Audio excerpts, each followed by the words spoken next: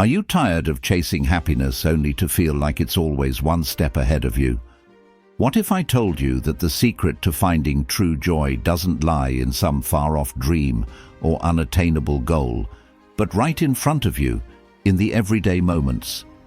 Today, we're diving into a radically simple yet powerful philosophy, pragmatism, and how it can transform your approach to happiness.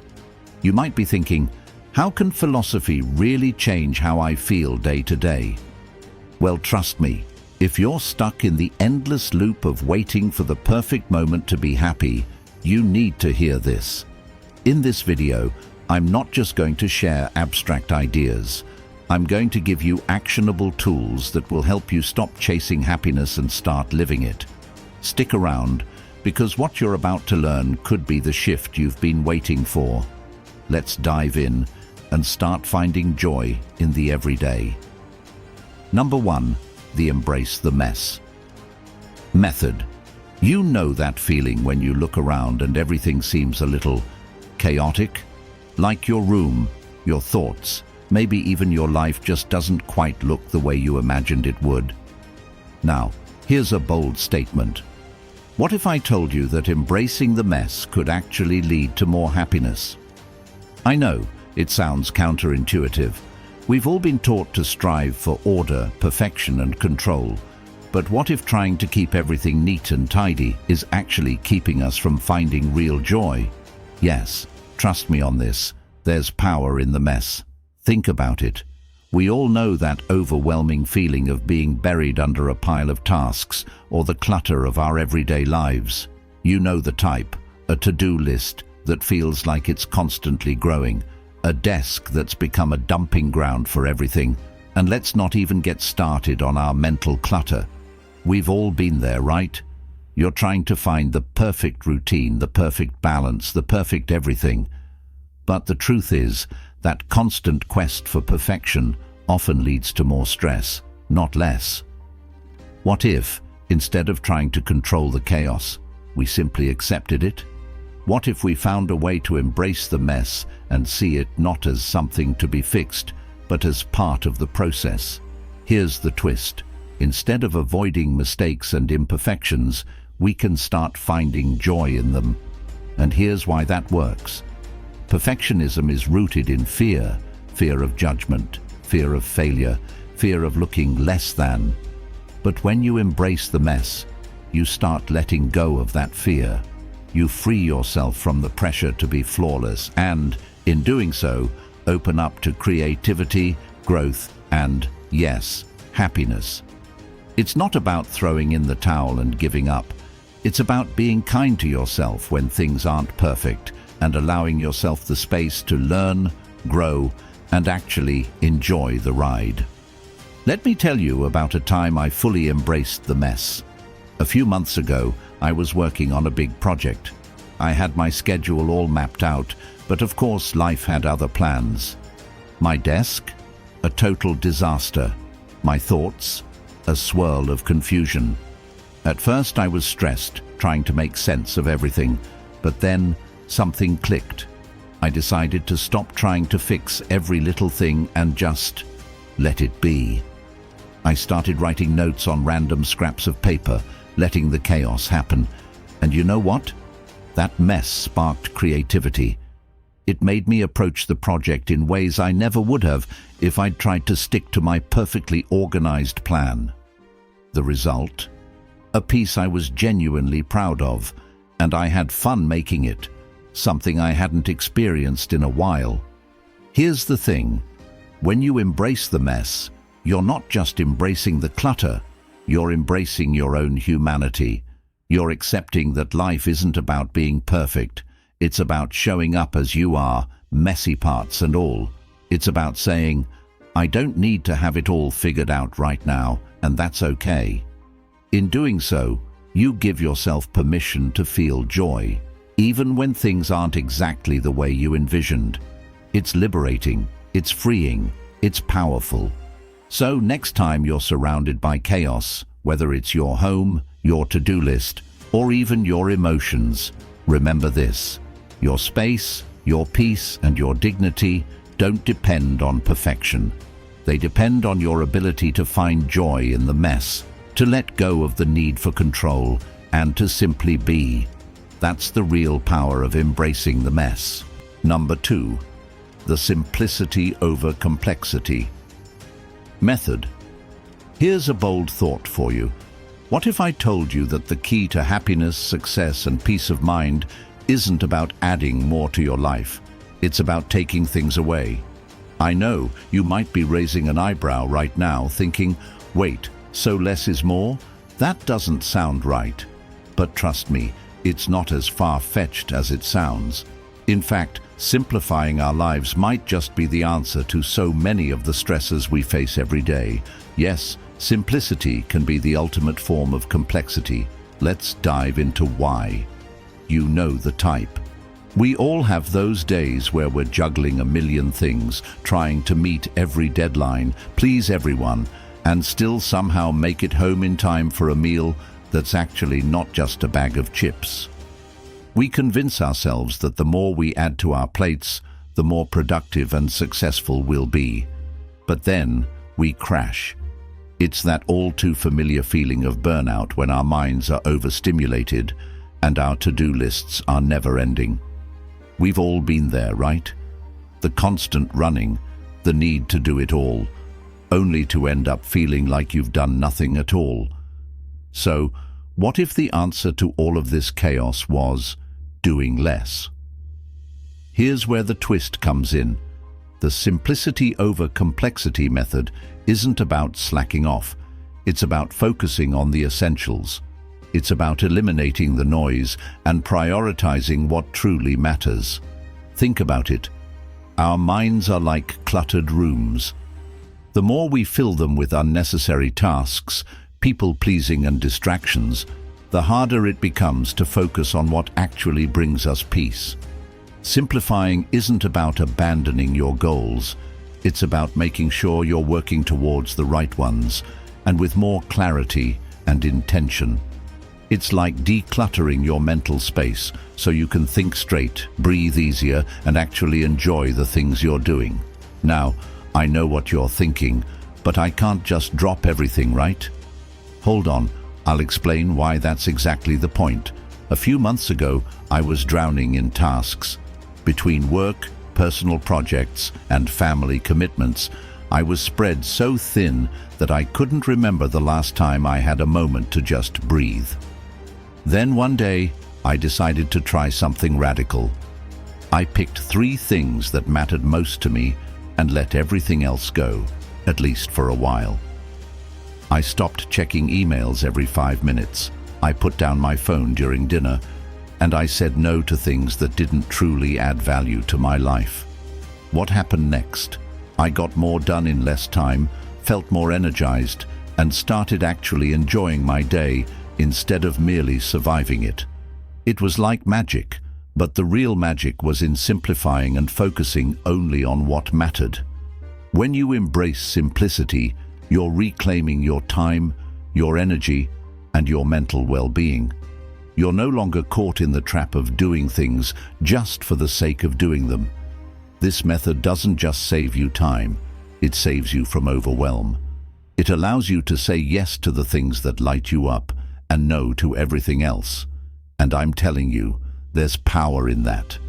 It's not about being lazy, it's about being intentional and protecting your peace. So, here's your takeaway. Start simplifying, whether it's in your to-do list, your relationships, or even the way you spend your free time. Embrace simplicity. Focus on fewer things, but do them better.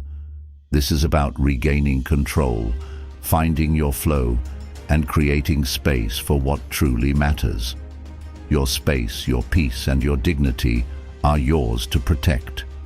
You have the power to make your life simpler, calmer, and more fulfilling. Number 3, the reject external validation method. Here's a thought that might make you squirm a little. What if you stopped seeking validation from others altogether? I know. Your first instinct might be to recoil and say, but that's how I know I'm doing okay.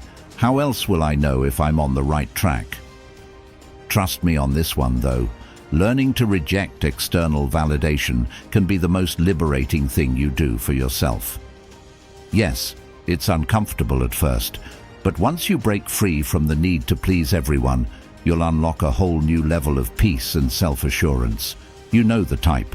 We've all been there, refreshing our social media every few minutes, hoping for likes and comments, or feeling deflated when someone doesn't respond the way we expected. It's that constant nagging feeling of needing to prove ourselves, whether it's at work, in relationships, or on the internet. We live in a world that encourages us to seek out that external thumbs up from others to feel good about ourselves. But here's the thing, that external validation is fleeting. It doesn't last, and it doesn't fill the void. You might get a compliment, a pat on the back, or even a like on a post. But what happens when that praise fades? What happens when you don't get the validation you were hoping for?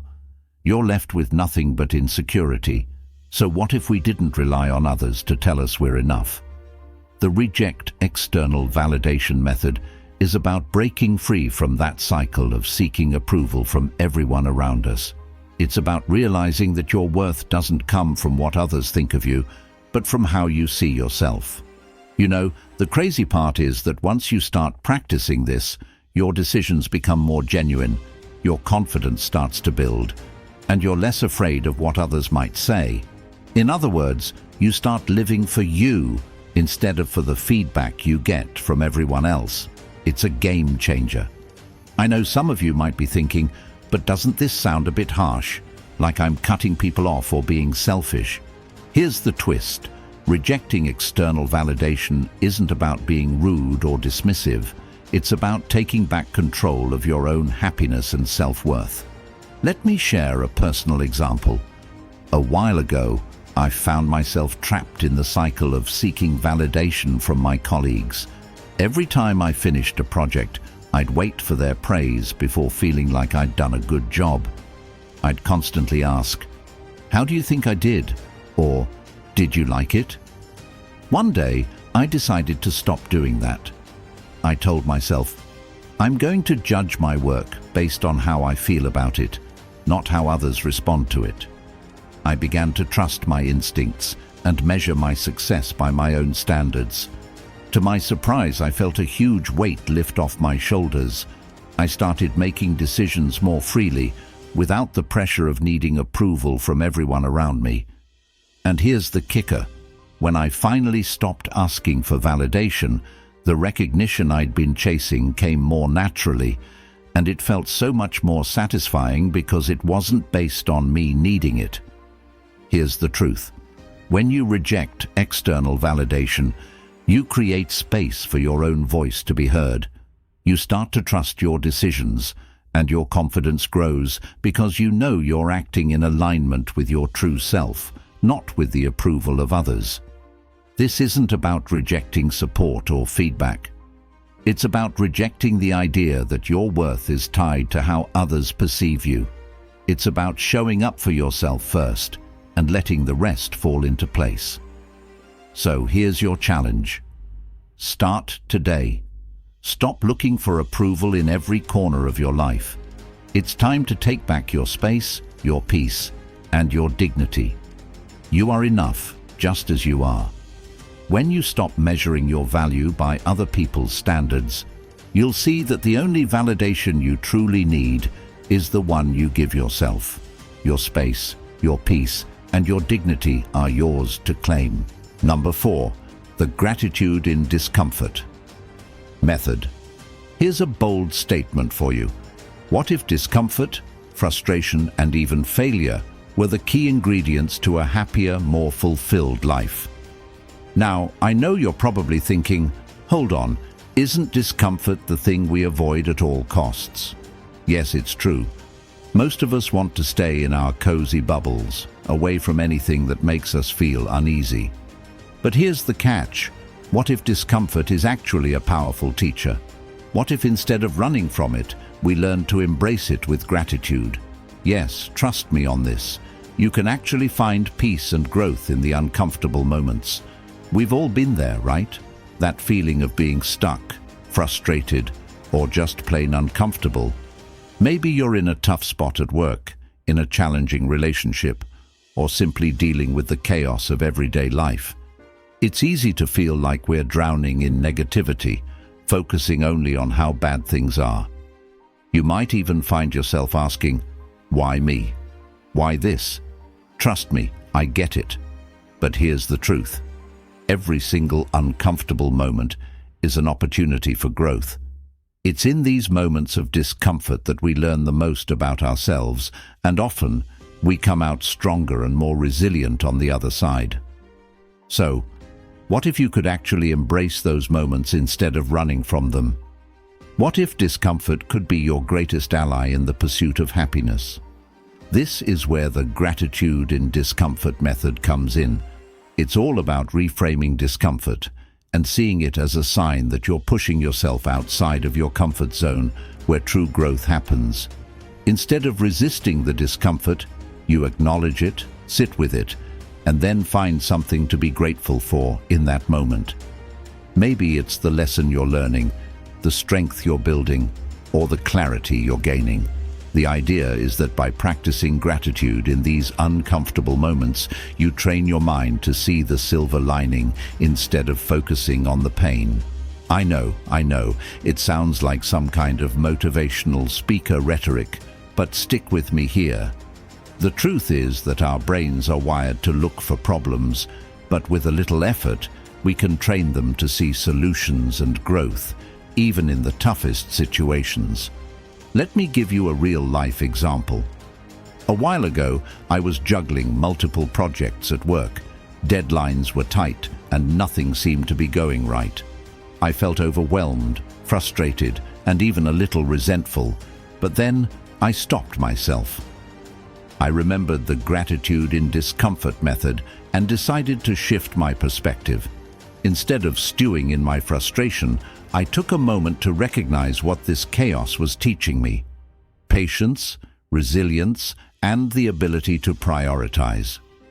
It wasn't easy, but when I began to consciously focus on those lessons, the weight of the discomfort started to feel more manageable.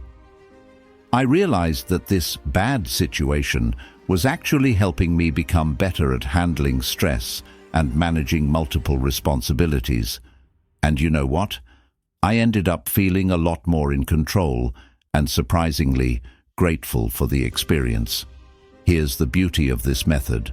When you can find gratitude in discomfort, you're reclaiming your emotional power.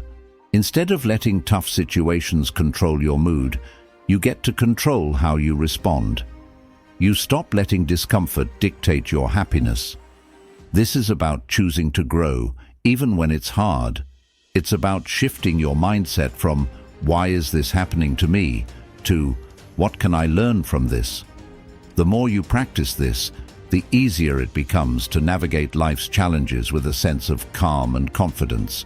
You stop being a victim of your circumstances and become the master of your own emotional state. So, here's your challenge.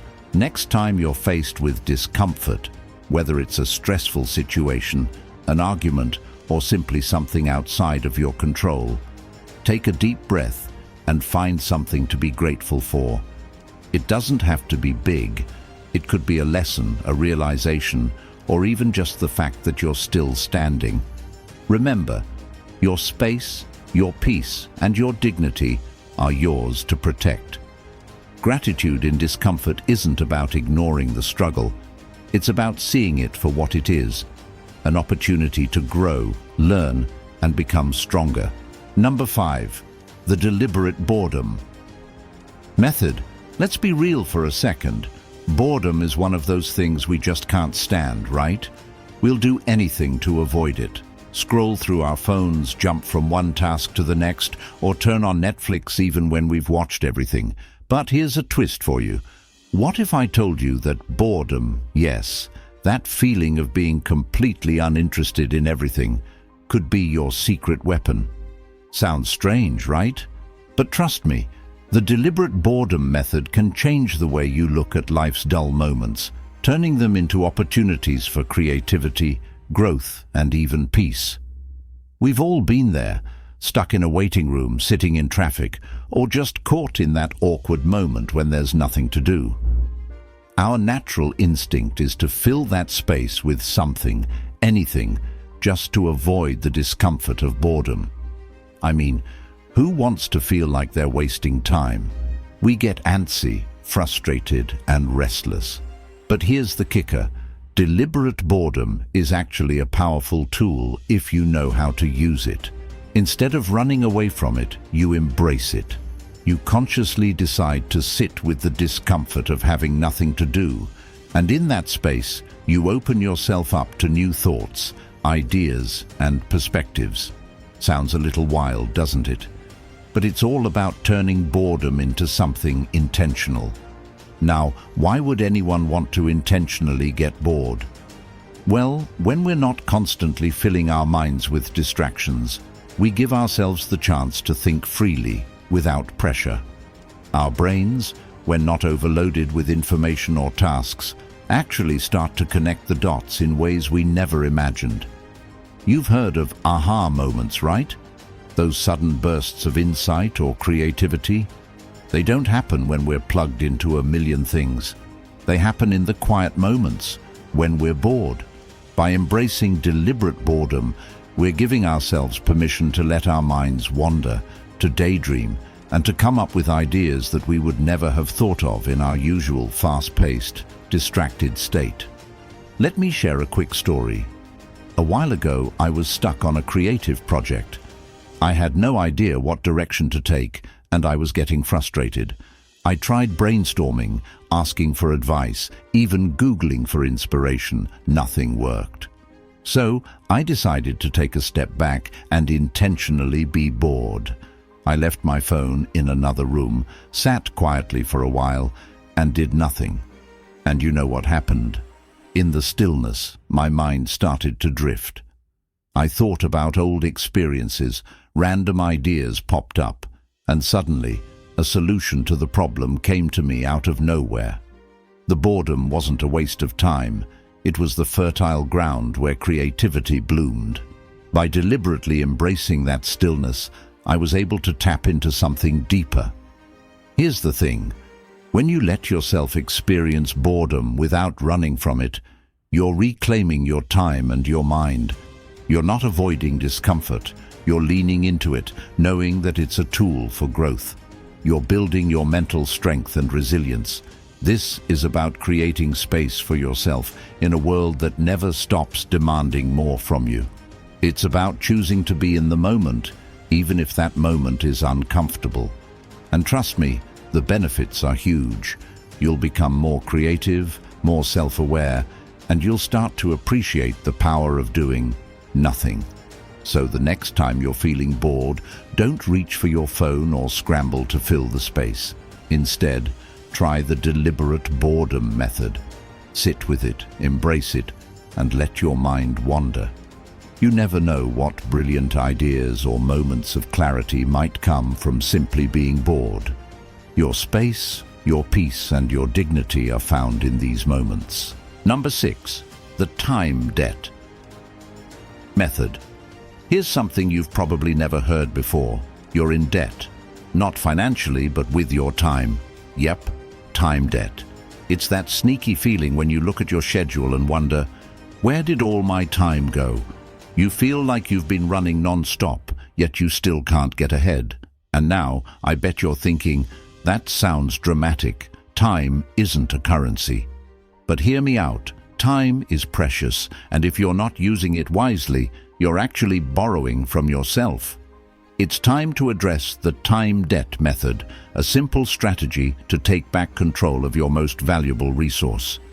You know the type.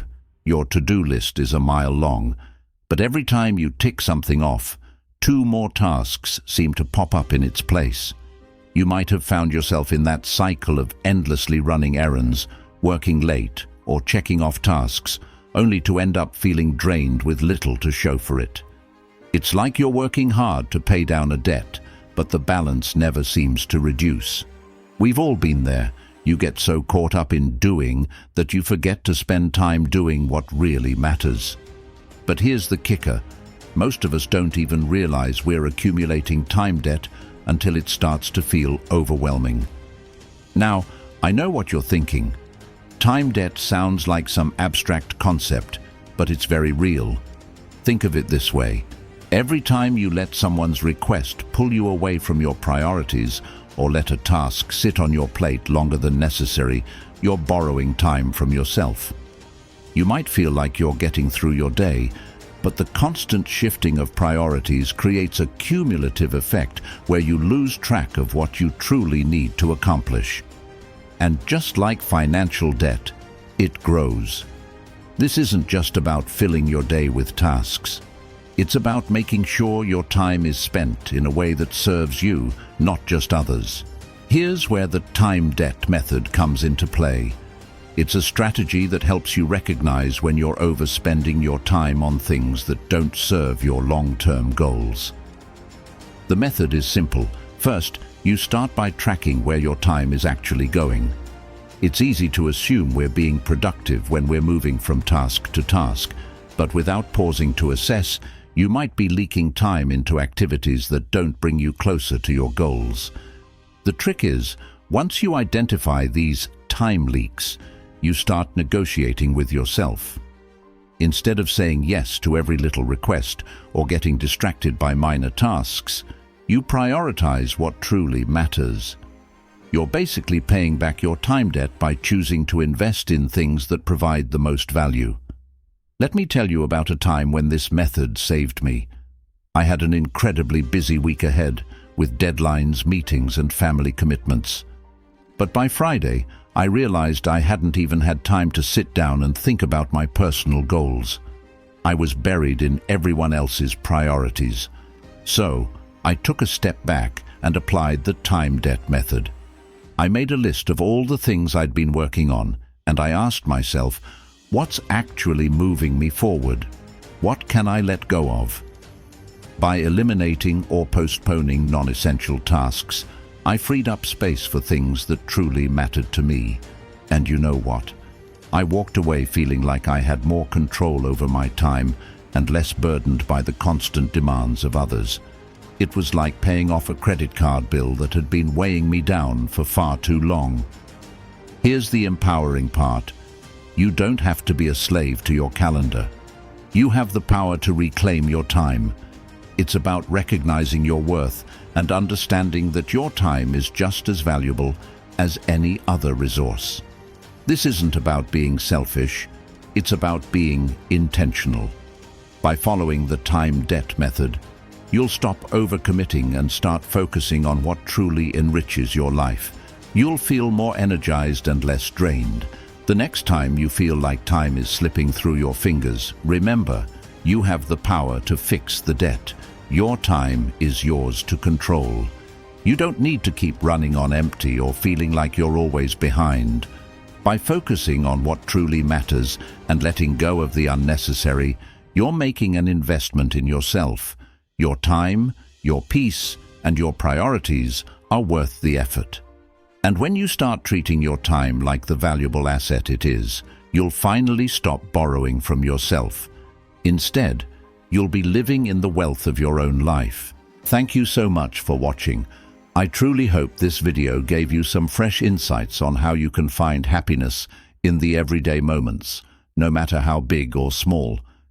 If you found this video valuable, don't forget to hit that like button and make sure to subscribe for more content on similar topics that can help you live a more fulfilling life. If you know someone who could use a little boost in their pursuit of joy, share this video with them. It might just be the reminder they need. I'd also love to hear from you, so drop a comment below and share your thoughts or experiences with finding happiness in the little things.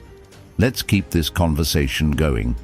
Remember, happiness isn't some distant goal to reach. It's something you can cultivate every single day. Keep embracing the simple moments, and I'll see you in the next video.